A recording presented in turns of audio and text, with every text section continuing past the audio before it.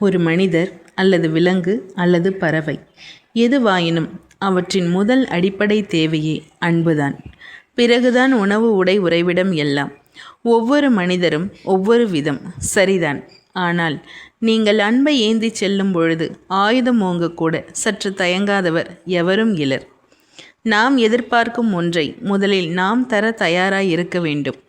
என்மேல் அதிகாரம் செலுத்தக்கூடாது, அன்பாய் கையாளத்தான் வேண்டும் என்ற எதிர்பார்ப்பு உங்களிடம் இருந்தால் முதலில் அதனை வழங்கும் அருவியாய் நீங்கள் இருங்கள்.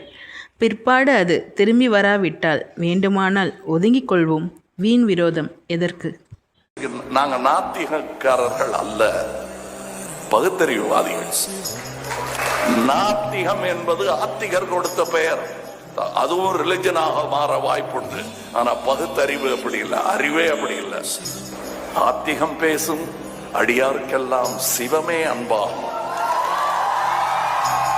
நாத்திகம் பேசும் நல்லவருக்கு அன்பே சிவமாகும்.